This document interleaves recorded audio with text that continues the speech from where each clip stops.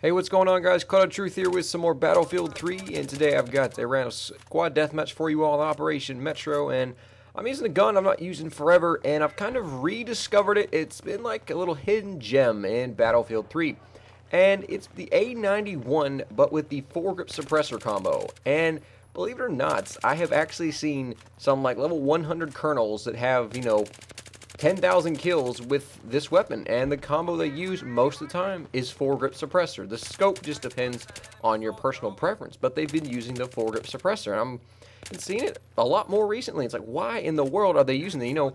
Isn't foregrip suppressor supposed to be, that combo that got nerfed when the big old March patch came? And well, yeah, it certainly did, but it's still a deadly combination. And I'm actually playing with my buddy Windshears here, who he posted the other round of Metro we had. I think this was only a Carg Island Operation Metro Squad Deathmatch server.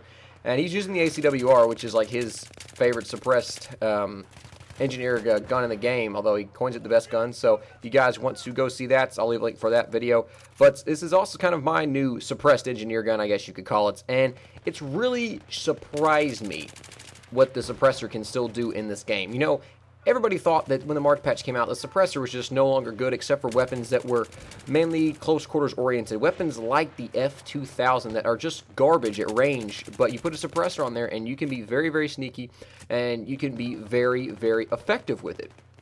And so when putting a suppressor on the A-91, I was like, oh boy, let's see how this goes. It is a close quarters weapon, but it's not, it doesn't do that bad at range. It's not fantastic, but it's certainly not garbage.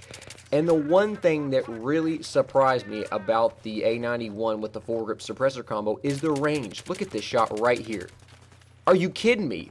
Windshears next to me using an AK-74M, and I beat him out on that? That is absolutely incredible. And that shot right there, as soon as I pulled that off, I turned around and looked at him. He couldn't believe it either. I'm starting to second guess myself on this whole foregrip suppressor combo. Is it really that bad to run? I don't know. I don't run it that much. Maybe some of you guys out there still run the foregrip suppressor combo and you like it. I'm starting to find out that, hey, maybe it's not so bad after all. Maybe I should start using it because really, I don't know, maybe it was just part of the buzz about the community, it's bad, don't use it. So I kind of listened to them. I was like, sure, I'm not going to use it. This doesn't looks like it's going to be that good. And really, it's not that good when you look at it. You're controlling your side-to-side recoil with the foregrip, and you're also controlling your vertical recoil with the suppressor. But those two together just nerf your range horribly. I mean, damage over range and, just accuracy, everything like that. You're just horrible at range. And yet, I'm still pulling off these kills.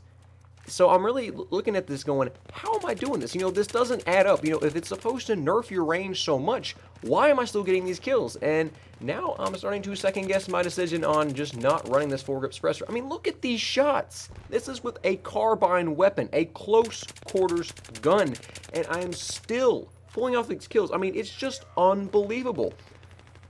Now, I know Windshears' favorite gun, the ACW-R, is a fantastic ranged gun in the engineer class with a suppressor on. So now I'm starting to wonder, is every single gun in the game going to be good with suppressor? Now, obviously, LMGs are something I'm not really going to put a suppressor on.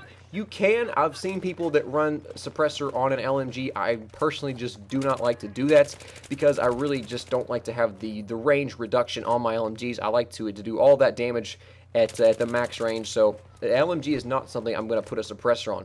But maybe assault rifles, carbines, things like that. Maybe the suppressor is going to be something that's going to be worth using now. I don't know. I'm going to have to try it out and see. But if you are someone that uses a suppressor a lot on a ton of your weapons, go ahead and leave me your comments below. I'm very, very curious to hear how the suppressor actually works in this game. And another thing is the foregrip. Now, the A-91 has got pretty heavy side-to-side recoil.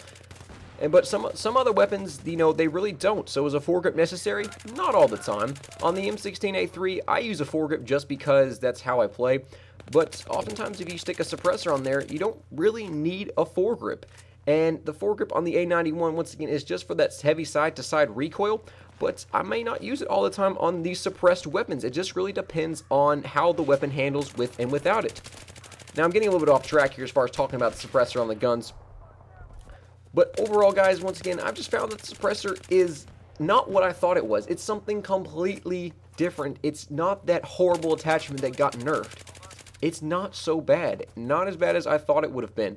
And seeing it in, in Windshears' video about the ACW-R and just how fantastic it was with a suppressor on there, and then using an A-91 with a suppressor on there and pulling off incredible shots, I'm really starting to second guess myself. So, hope you guys enjoyed the video, and I'll see you later. Bye.